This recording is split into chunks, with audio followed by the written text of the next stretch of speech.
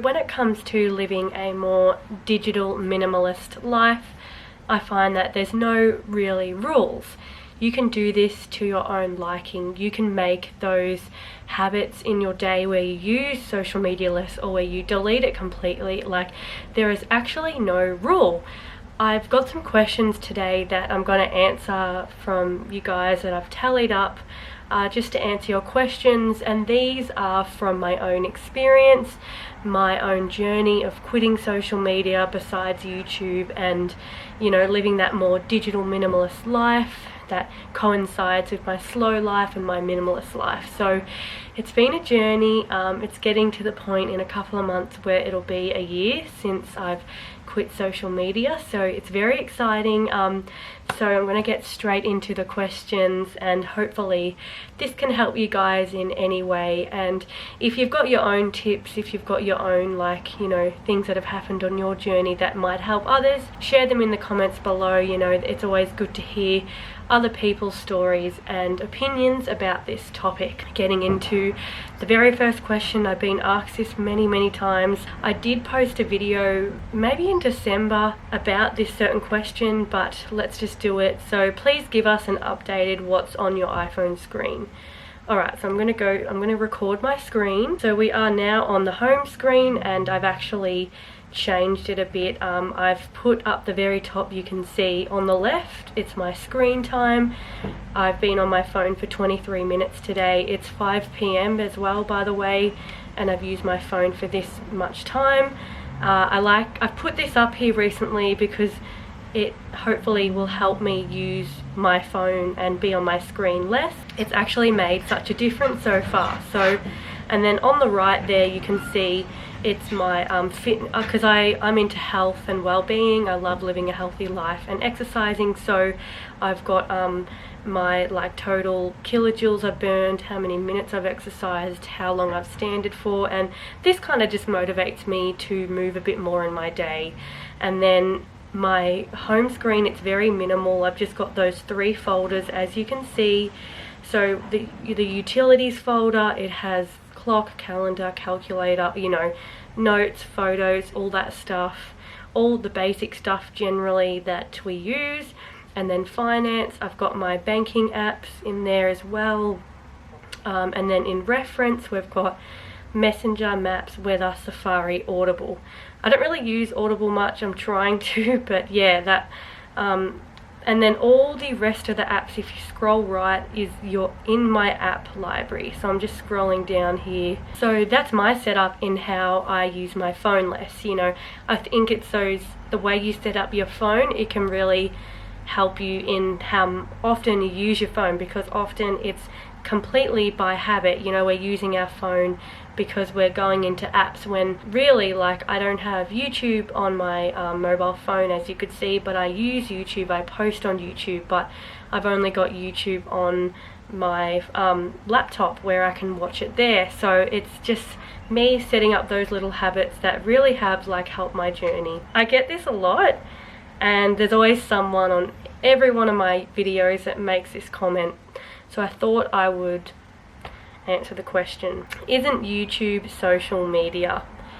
Yes, YouTube is social media.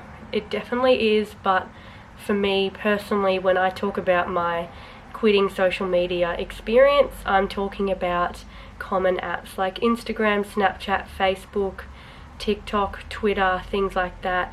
I feel like they're much more different when compared to YouTube. But in saying that, YouTube still has some things where it can be addictive from a viewer's point, but then also from a creator's point, going into your analytics, maybe like obsessing over how your videos are doing or your likes and views and things like that. But I've set up little things for myself to stop me from kind of having that mindset over my YouTube channel. Like, I disable all of my notifications. I've set up little like buttons for myself where I can click into comments. You know, instead of going into the YouTube and looking at the home feed, I can just click comments and go straight there and not be like distracted by all the other things on YouTube. How did you tell your friends you are quitting? I actually didn't tell anyone really. I didn't notify anyone. I didn't, like, you know, say to anyone, hey look, I'm quitting my social media. You know, people just happened to notice that I wasn't on, you know, my face or profile wasn't appearing on their screens or accounts anymore, and then they'd ask me, oh, did you delete your social media? I would explain to them my whys. So my friends and family were pretty supportive, and they still are, and I always talk about my journey and why I'm still off social media. So that's pretty good from that point. But I know maybe for some people there might be that big setback that's stopping them from, you know, quitting social media because maybe they're too scared to tell their friends and family. But really, just do what you want to do, you know, do what will make you more joyful, happy, whatever, you know.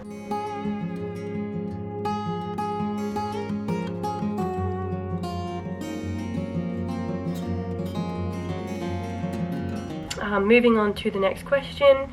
Do you use any type of apps to still connect with your friends? If yes, which ones? So as you could see on my iPhone screen, I use Messenger. I'm thinking of deleting that eventually, but I do use Messenger because I've got family group conversations, and I also just have like friend groups and just things where we organize when to catch up.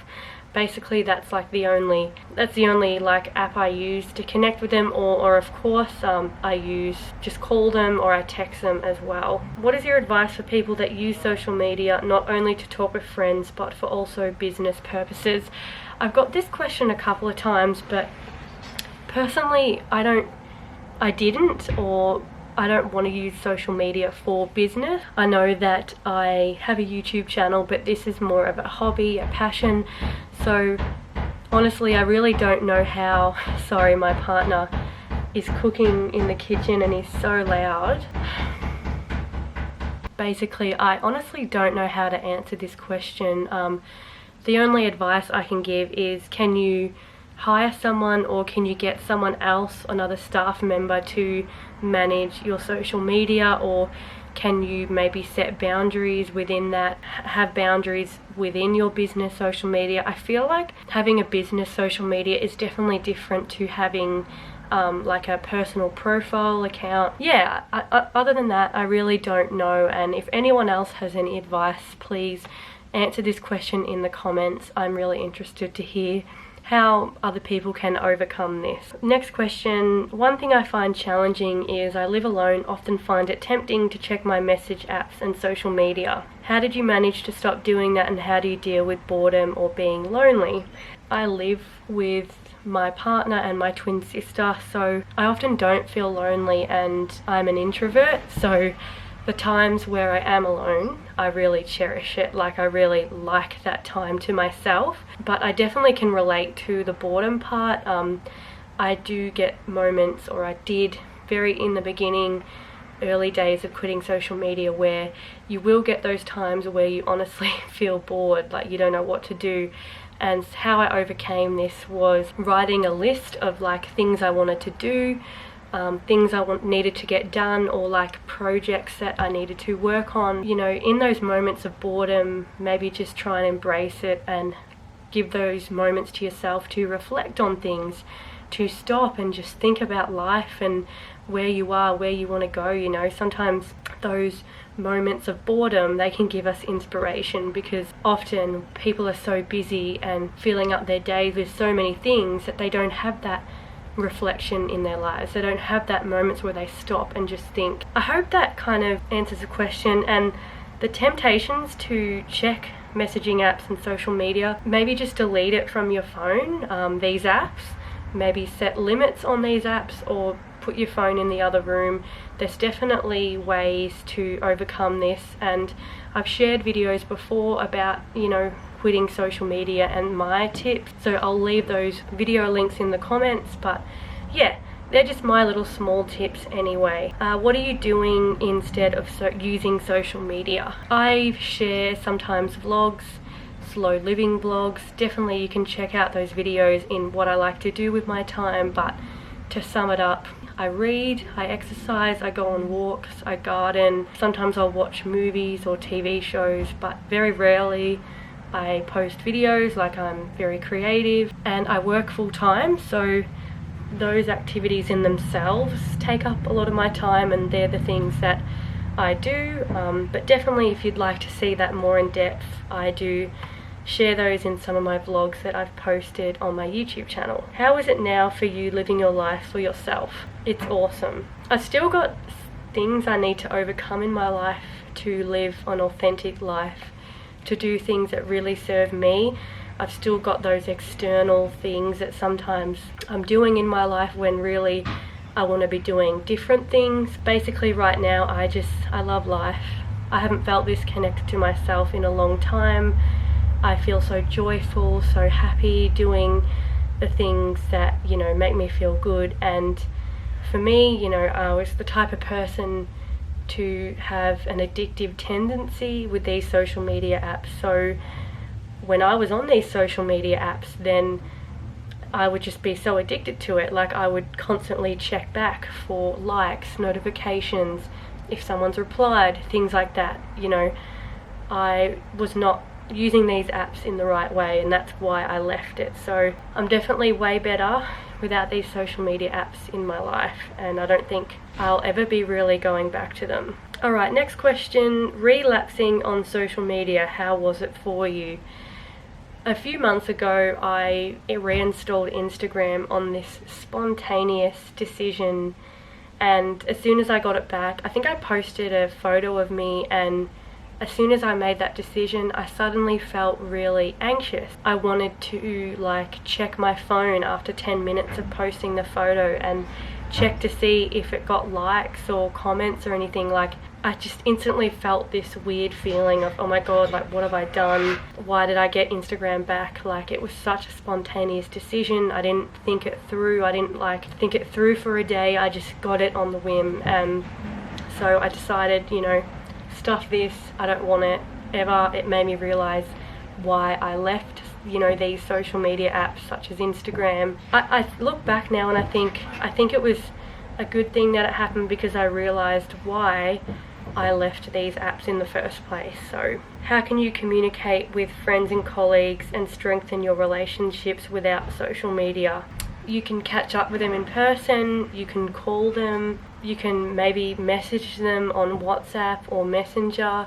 Without social media apps, there's definitely ways to communicate without social media for sure. So the next question, I heard from 0 people since deleting it. I guess it shows who really cares.